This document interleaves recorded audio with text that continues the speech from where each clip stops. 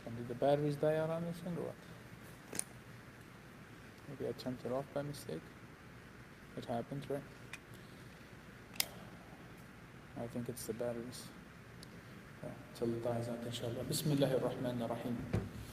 وصلى الله وسلم وبارك على نبينا محمد وآله وصحبه وسلم تسليما كثيرا أما بعد.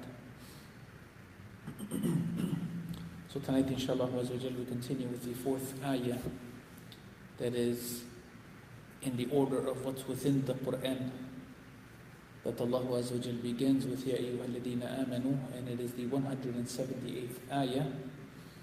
قوله تعالى يا أيها الذين آمنوا كتب عليكم القصاص في القتلى الحر بالحر والعبد بالعبد والأنثى بالأنثى فمن عفي له من أخيه شيء فاتباع بالمعروف وأداء إليه بإحسان ذلك تخفيف من ربكم ورحمة فمن اعتدى بعد ذلك فله عذاب أليم. Allah Azza wa Jal is telling us, O you who have believed, prescribed for you is legal retribution for those murdered. The free for the free, the slave for the slave, and the female for the female. But whoever overlooks from his brother anything, then there should be a suitable follow-up and payment to him with good conduct. This is an alleviation from your Lord and a mercy. But whoever transgresses after that will have a painful punishment. Allah will save us from his punishment. Allahumma ameen. Yeah, it's the batteries that burnt out. Give me 1 second, Jama'ah.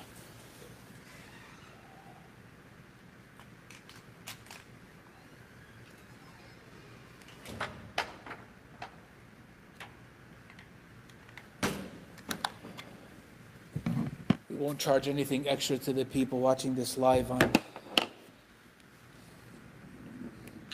This is all free, inshallah. All right, let's see.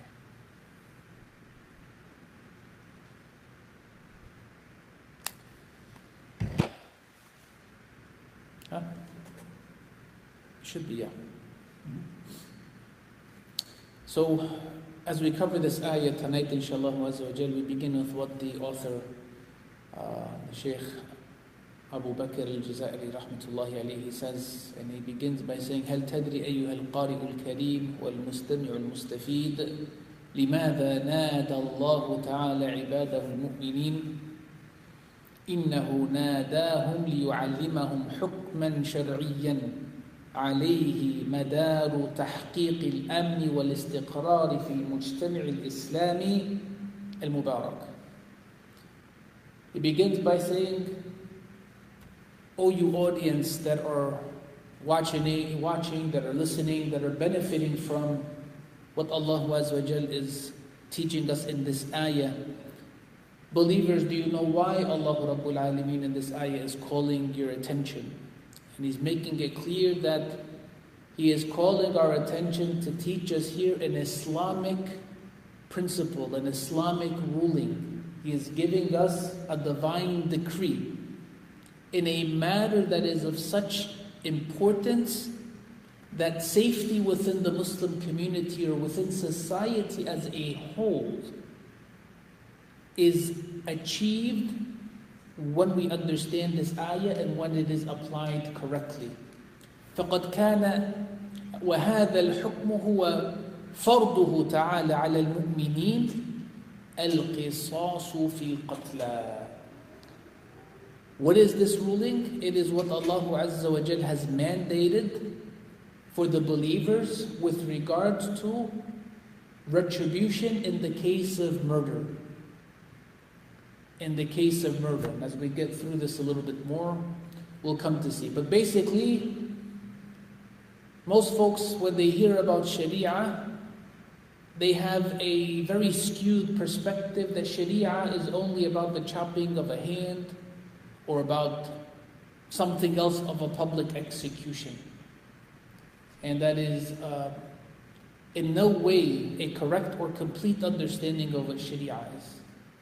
This ayah and what the Shaykh rahmatullahi alayhi is focusing on hopes to give us a better understanding. So as he goes on, he tells us, فَقَدْ كَانَ حَيَّانِ مِنَ الْعَرَبِ يَرَى أَحَدُهُمَا أَنَّهُ أَشْرَفُ مِنَ الثَّانِي فيقتل الحر بالعبد والرجل بالمرأة فأبطل الله تعالى هذا الحكم الجاهلي. He tells us something about the history of why this ayah would be revealed. He says that with regards to the Arabs, that one family or tribe, in their estimation, they saw themselves as being better than the other, more noble, greater. And because of that, there were injustices when they came to the aspect of anything of murder. Which meant that the noble tribe, that even if their slave were to have been killed by the other tribe, they would kill a freed human being. Or that if a woman were to have been killed, they would kill, for example, a male. That there wasn't a proper sense of equity in what they perceived as justice. And so Allah Jalla wa Ala, He negated those cultural practices of who perceived themselves as being better than the other, and because of that, the inequalities in the way that the law was practiced when it came to justice. So he says,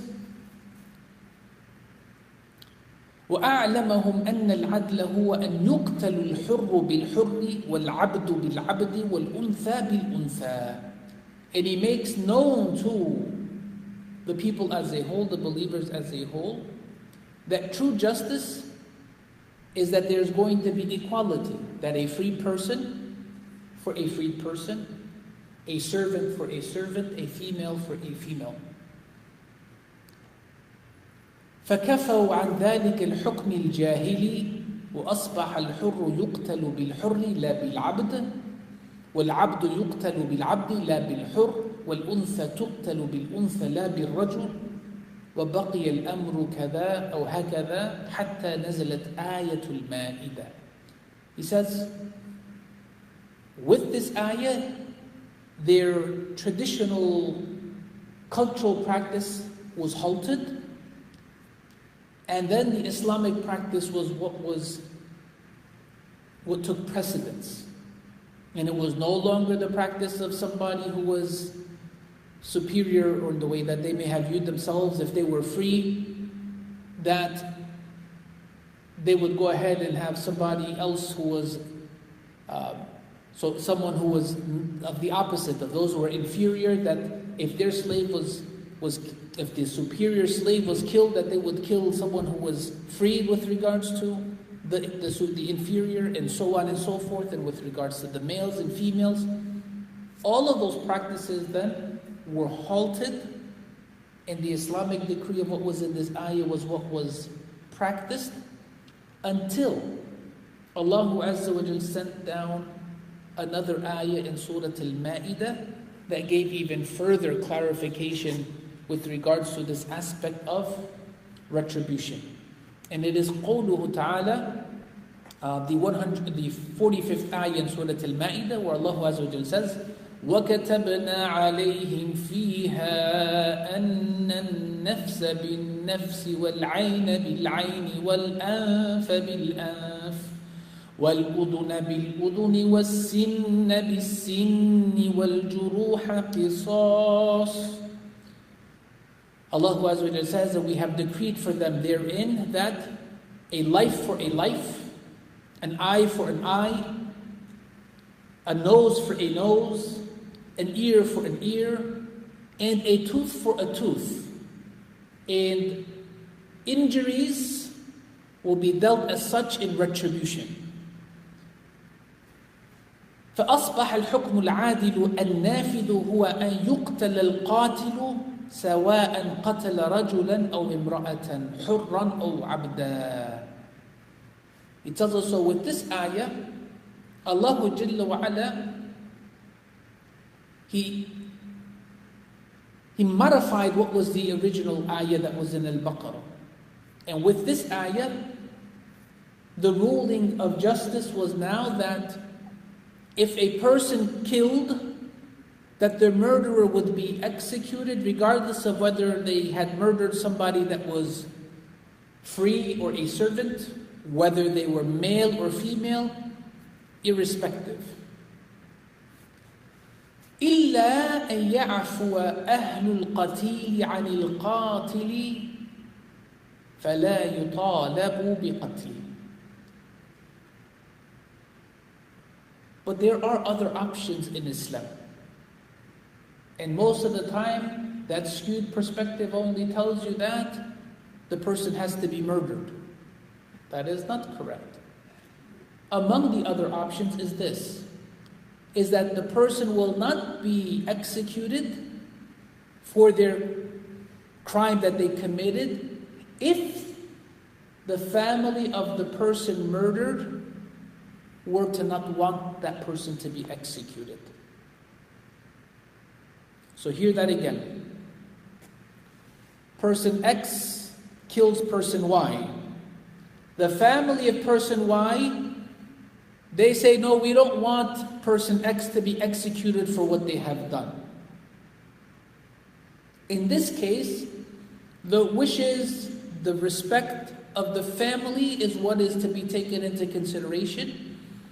And not just to be taken into consideration, but what is to be fulfilled with regards to retribution. That they are not going to punish the person by executing them. Well, is that all? Well, let's see. There's some other things that are involved here. إِمَّا لِرِضَاهُمْ بِالدِّيَةِ, which is that they can accept something of a penalty, of a fine. They call it blood money. Meaning that we don't want person X to be killed, but whatever the fine is going to be, that's what we will accept. And with that, let's call it in this world, let's call it even, let's stop there. Somebody may say, well, why would they do that? That's their business. But this is something to understand of the beauty in Islam, that it does allow and afford family that right to say, we don't want the person executed if they don't. So we know that the first option is what? That they would be executed. Especially if the family says, no, this person, what they have done, it's etc. We don't want to, they would be executed. The second is this, that they say, no, we don't want the person executed. There would be a fine, what they would call blood money, diya, that would be paid to the family of the person that was murdered, that was killed. And with that, it ends. The third, وَإِمَّا لِاخْتِيَارِهِمْ أَجْرَ الْآخِرَةِ عَنْ أَجْرِ الدُّنْيَا فَتَرَكُوا الْقِصَاصَ وَالدِّيَةَ مَعًا. The third option that they have is they say, nope, we don't want the person executed, nor do we want any money. We're going to leave the matter to Allah Azza wa Jal for Judgment Day. Whatever Allah wants to reward us with and bless us with for the position that we're taking, we accept that, we welcome that, but we don't want anything. So what happens to that person in this case? Ideally, the person would be let free and they would continue to live their life. Once that is what the family decides. In these practices, as well as the second, that if they were to pay that money, that the person is then to go on with their life. Jails and prisons within the Islamic system are not something that are, there's not an abundance of them. And the proliferation of these facilities to continue to detain people and so on and so forth, this is not really an Islamic focus. If the person is punished according to what Islam has given for the crime that they have done, they move on. There's really no benefit in these people staying within these cells for who knows for how long, of years and years, and the impact that that has upon everyone of the family, as well as society as a whole, and government, and you name it. Let's continue. ثم أخبر الله تعالى المؤمنين بأن من عفي له من أخيه شيء بأن تنازل الولي عن القتل قصاصا ورضي بالدية فعلى المطالب بالدية أن يطلبها بالمعروف وهو الرفق واللين وعدم الشدة والعنف. And Allah Azza wa Jalla continues to say in the ayah that the person, that believer, who is pardoned, or the believer who pardons for the crime of what has happened. And this is interesting, because Allah Rabbul Alameen, in the severity of the situation of even murder, the word that He purposely selects to use is the word brother. فَمَنْ عُفِيَ لَهُ مِنْ أَخِيهِ شَيْءٌ.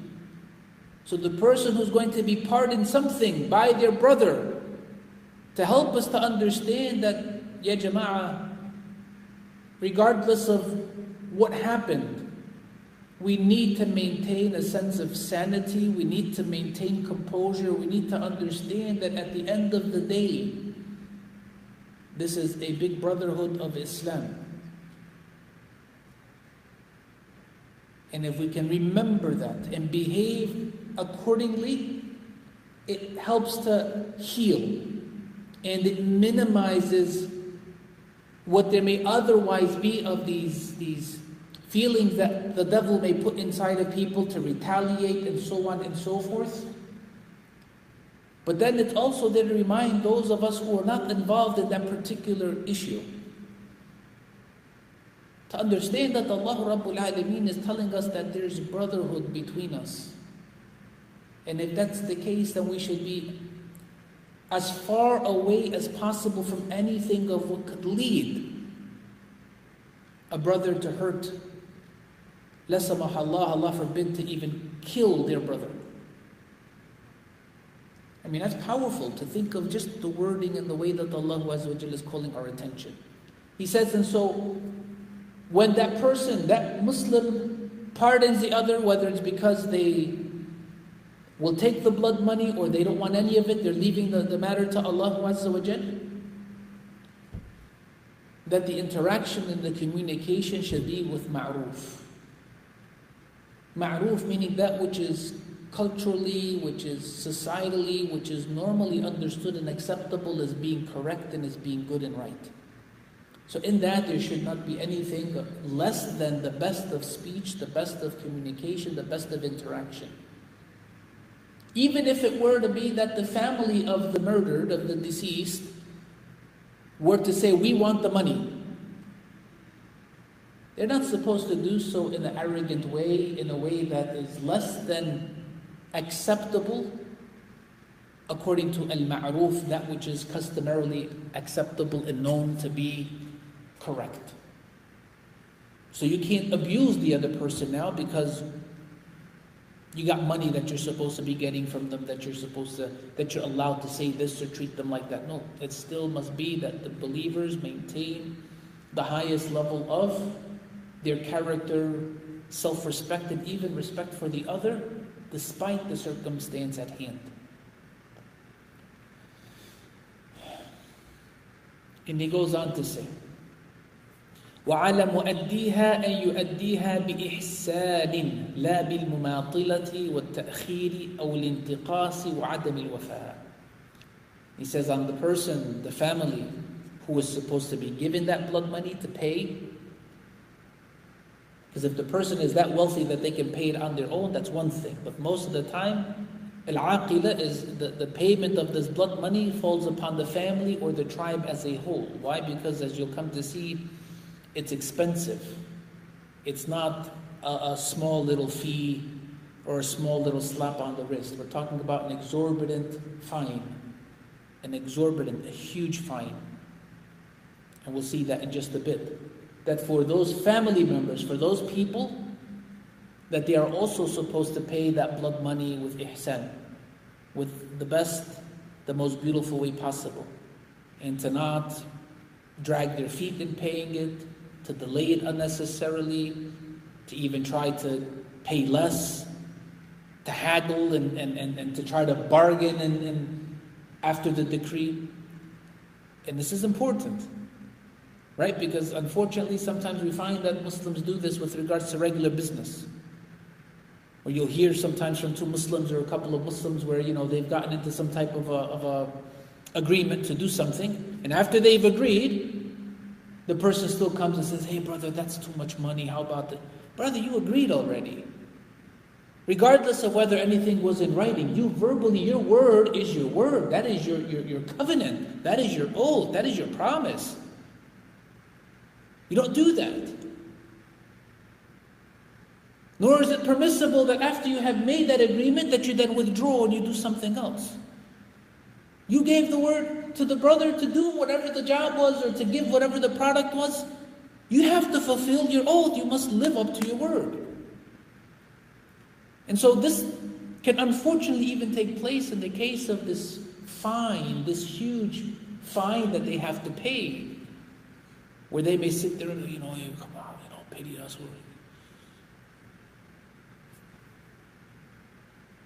They should come to understand that there has been pity shown upon them, that their person was not executed, that it's not just one person that died, but alhamdulillah that it wasn't made two lives that were lost. So therefore, out of true gratefulness to Allah Azza wa Jal into that family, they should expediently pay with the best of manners, whatever that amount is, as soon as possible. What else? He says, ثم أخبر تعالى عباده المؤمنين بأنه رحمة بهم خفف عنهم فخير ولي الدم بين العفو أو أخذ الدية أو القصاص في حين أن أهل الكتاب قد شدد عليهم. He says, Allah Jalla wa Ala then tells the believers that out of mercy for them, He has lessened the decree with regards to when there is a murder. That He has given the family members of the murdered these options, these three options. And this is especially important to understand. What are those three options again? To execute them, to accept the fine, or to completely leave the matter to Allah Azza wa Jal in the day of judgment in the hereafter. And this is by comparison to what were the rulings from Allah Azza wa Jal for the people of the book who came before. And for them, Allah's decree was actually much stronger. What was it? He tells us, فَالْيَهُودُ لَا دِيَةَ عِنْدَهُمْ وَلَا عَفْوَ بَلِ الْقِصَاصُ فَقَطْ. With regards to the Jews, they only had one option. It had to be that there was an execution. They could not accept anything of blood money on behalf of the person that was murdered, nor could they pardon them. It had to be that someone was murdered, they were to be executed. Period. وَالنَّصَارَى, as regards the Christians, لَا قِصَاصَ وَلَا دِيَةَ عِنْدَهُمْ لَكِنَّ الْعَفْوَ فَقَطْ. The Christians, the exact opposite of the Jews. There could be nothing of execution, nor of acceptance of blood money of that fine. The only thing that they were allowed was to pardon and to leave it for the hereafter. So the Jews, they only could execute, the Christians could only forgive. The Muslims are given all three choices: to execute, to accept the blood money of the fine, or to pardon. And that's out of Allah Azza wa Jal, as He has says in the ayah, that He has, out of His mercy, lessened the burden and the decree such that instead of it being only one or the other, that there's a choice of any of these three for the final ummah. وهذا بناء على ما علم الله تعالى من حالهم فشرع لهم ما يناسبهم تأديبا وتربية لهم. He says in these rulings from Allah Azza wa Jal, these decrees is what He has given to the different peoples based on what He knew of their circumstances, and what in doing so He did this in a way that was going to be best for them, because that's what they needed to nurture in them, to correct them, to better them. And this also includes us in this case. Somebody may say, how is that possible? Does it make sense? It may very well be that in the case of, let's say, for example, with the Jews, that the only option was that there would be an execution. It was to make sure that the sacredness of blood would be taken to the greatest level, that there would not be, or that it would decrease tremendously, hopefully, anybody murdering or killing somebody, regardless of the reason. Why? Because they knew that there's no escape from death. With the Christians, and Allah knows best, but it would be only that they could pardon, that they could forgive. And it may be that because the Christians came out of the Jews, right? I mean, if we really think about it, to be precise, Jesus, Isa alayhi salam, he was a Hebrew. We don't say he was a Jew in the sense of religion, but he was a Hebrew or a Jew in the sense of the race or the people. So, to counter what may have been of who knows how many years of the only option being to execute, and therefore there's this strictness, this rigidity, that you have now on the other side the exact opposite, to soften the hearts of the people. To soften the hearts of the people. And with Islam being the middle course, Allah Azza wa Jal gave all three of these. وقوله تعالى في آخر الآية فمن يعتدى بعد ذلك أي بعد أن رضي بالدية وقبلها وقتل القاتل فله عذاب أليم وهو عذاب الآخرة بحيث لا تقبل منه الدية وإنما يتعين قتله إلا أن يرى الإمام عدم قتله ودفع دية من قتله. So he says, as far as what Allah says towards the end of the ayat, so whoever is going to transgress beyond this, meaning that after they have accepted the blood money, that they are going to still go ahead and kill the murderer? Meaning what? Meaning you got some folks who may think that, you know what? We're going to be smart about this. We're going to get the money. And then after we get the money, what are we going to do? We're going to take them out. We're going to kill them. Not allowed. Once you have accepted the money, that's it. That's the only choice that is left. Allah Azza wa Jalla is saying that for those people who do such a thing, that they transgress beyond whatever that limit was of the choices that they had, He's promising that for them there's going to be a painful punishment. And I want to pause for just a second, because pain is something that we should embrace. Understand that pain in and of itself is not an evil thing. Pain is a tool. It is a mechanism that Allah Azza wa Jalla has created within the body, which is a masterpiece of creation, to tell us that something is wrong. And when we can in this life identify with pain and realize that pain is something we run from, something we don't enjoy, if we're normal, right? If we're normal and we're healthy, we don't enjoy pain. We don't inflict upon ourselves pain and say, yeah, give me more. That's not what we should be. When we recognize how if and when a simple body part, you stub your toe, you drop something on your foot, you get a piece of glass, you get a thorn, something that enters into you, and you get stung by a bee, and the pain that you feel, or that you have something of a bad tooth and it inundates you, your stomach, your head, your back, your knee. when we think about, and we should, how we really do not have what it takes to endure anything of what Allah Azza wa Jalla would give of punishment. And we shouldn't look at these things as being punishment. People are humans, they're going to drop something on their foot, they're going to step on glass, they're going to get stung by an ant or a bee, they're going to have stomach aches, headaches, backaches. These things are going to happen.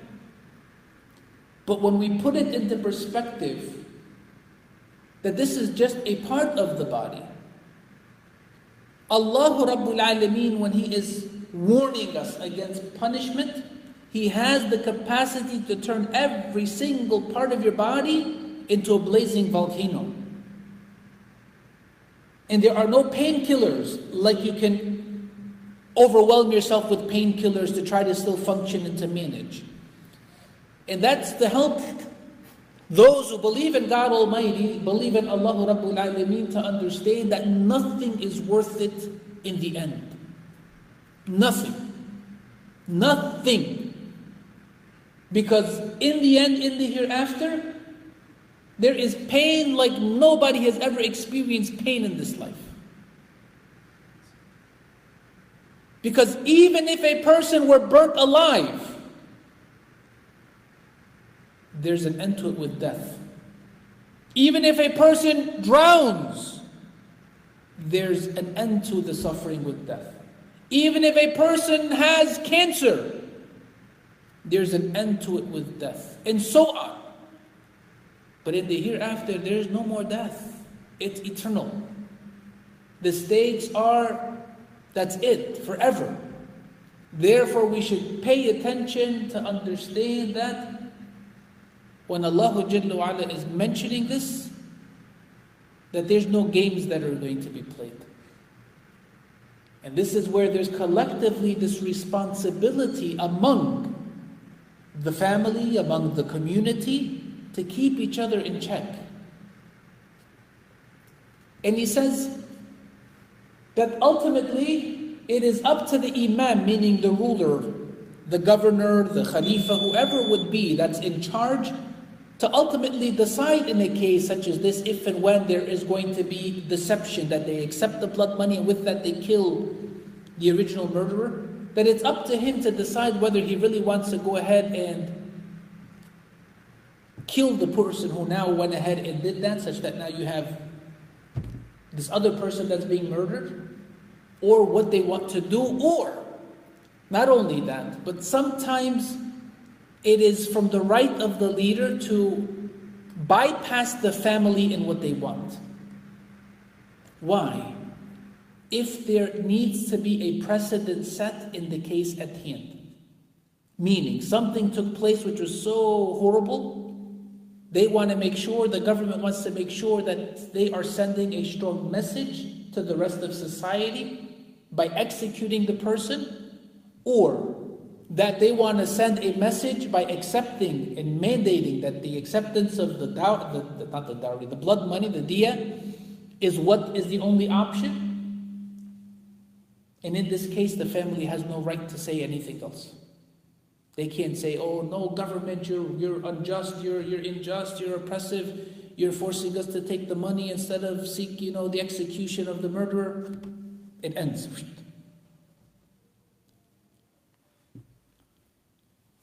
وأخيرا, well, let's stop there, inshallah. We'll call the adhan, and then we'll go ahead and finish up with what there is of the remainder of these things that are mentioned within the book, inshallah. Who's going to call our... Whoever is the... I don't know if it's Imran or... Yeah, you're the only guy here, man. Sorry about that. Go ahead, bro. The other brother raised his hand, but what do you call it, inshallah? Go ahead. Okay.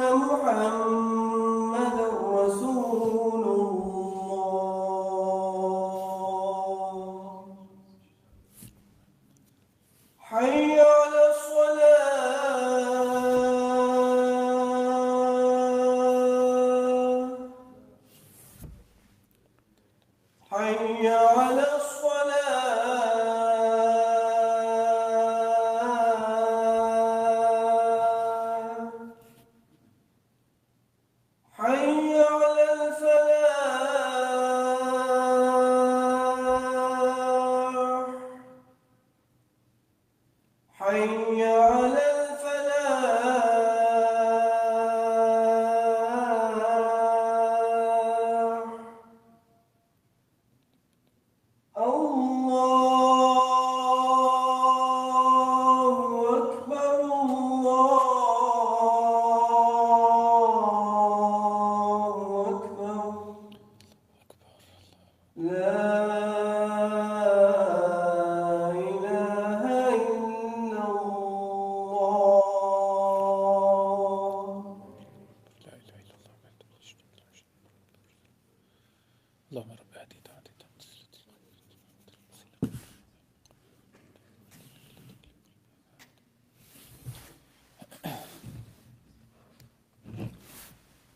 So this next section of what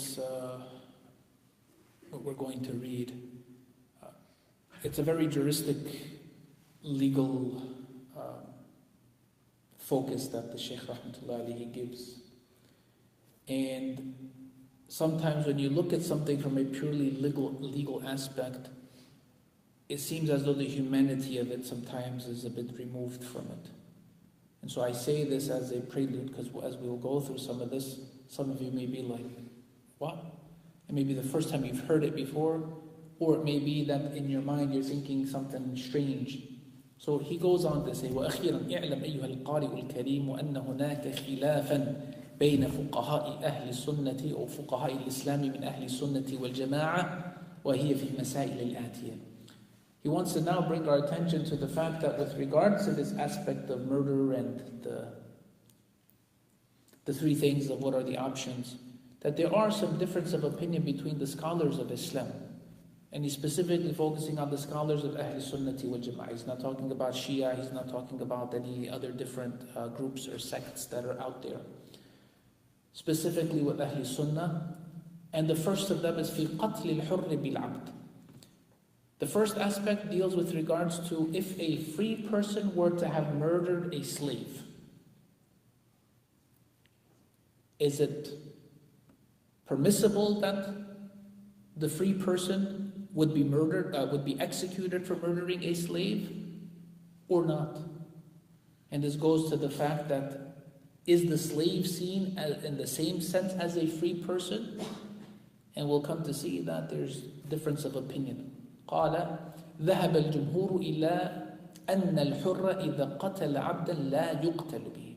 So he's telling us that the majority of the scholars hold the position that if a free man were to murder a slave, that they would not be executed for that.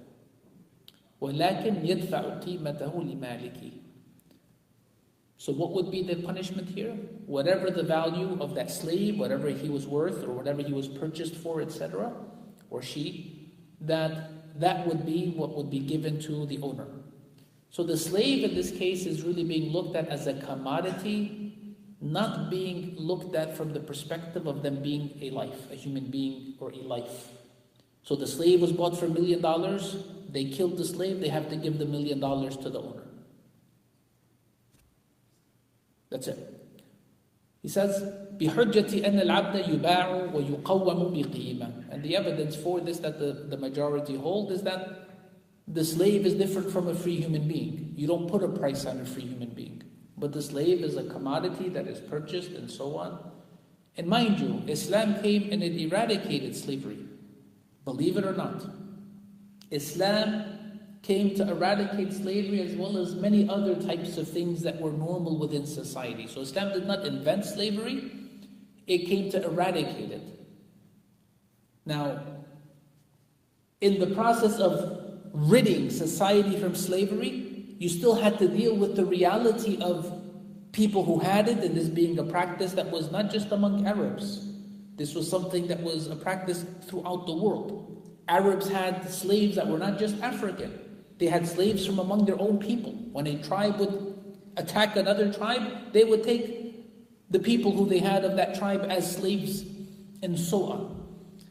I'm not saying it's right. I completely disagree with this aspect of slaves, and I don't see that a human being, regardless of whether they were free or not, that they should be treated as a commodity in that sense. I'm speaking my own belief here. I'm not with the Jumhur in this case. And I don't see it to be anything of a sin to not be with the majority of the scholars in this case.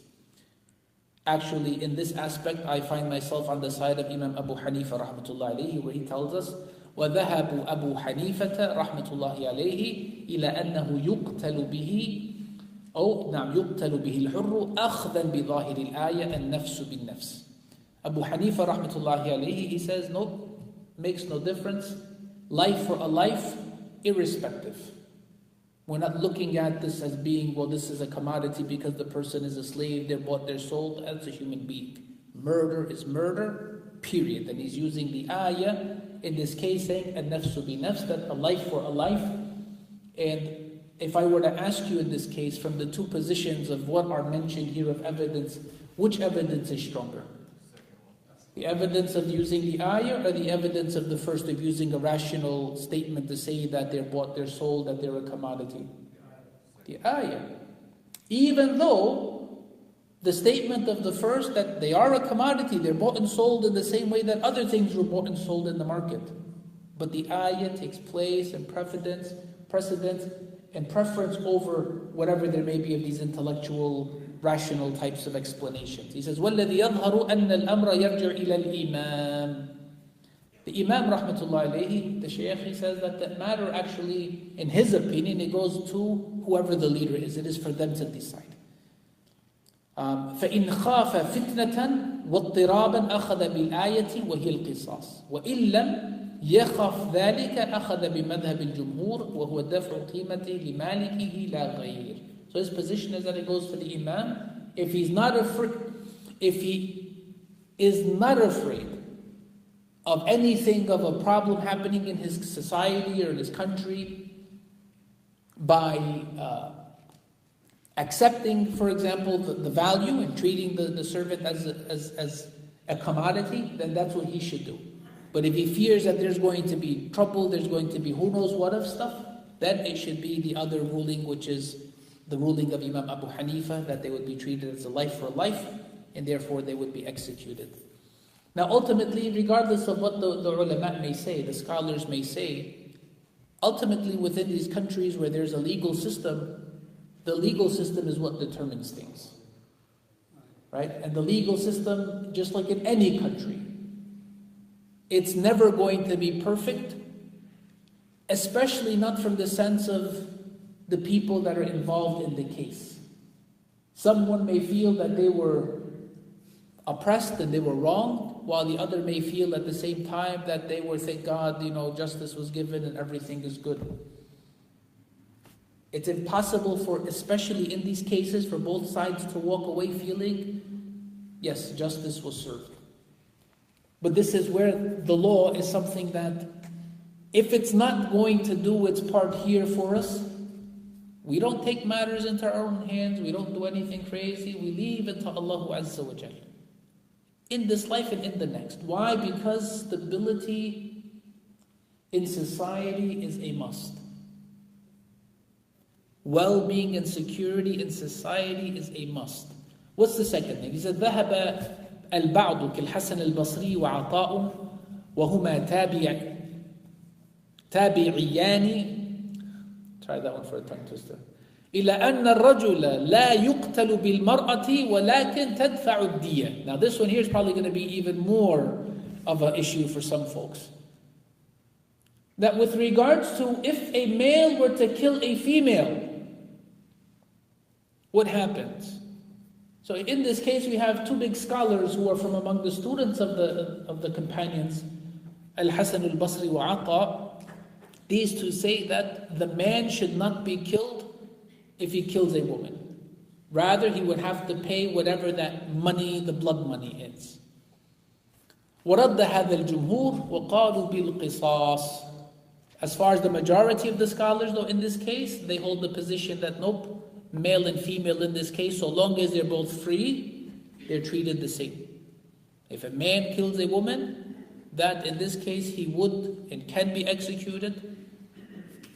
And they use for this as proof the ayah, وَكَتَبْنَا عَلَيْهِمْ فِيهَا أَنَّ النَّفْسَ بِالنَّفْسِ, and that we have decreed upon them a life for a life. وَلِقَوْلِ الرَّسُولِ صَلَّى اللَّهُ عَلَيْهِ وَسَلَّمَ الْمُسْلِمُونَ تَتَكَافَأُ دِمَاؤُهُمْ And in addition to the ayah, there's a hadith that they use as evidence. The hadith is authentic. It's found in Ibn Majah, Nasa'i, and Abu Dawood, and Ahmad, and others, where the Prophet ﷺ said that the believers or the Muslims, that with regards to their blood, that they are equal. That they are equal, that they are one and the same. There's no difference between an Arab and a non-Arab, a white or a black, this tribe or family over that. They're one and the same. Male, female makes no difference. The third point and the final, he says, ذهب الجمهور إلى أن الجماعة إذا اشتركوا في قتل واحد يقتلون به. What happens if and when there's going to be a person murdered by a group of people? So it's not one person killing another. You have a group, a gang, that killed this one person. Do you kill all of these 5, 7, 10, 20, 100 people for this one? Yes. Does the life of one equal the life of all of these other people or not? What do you do?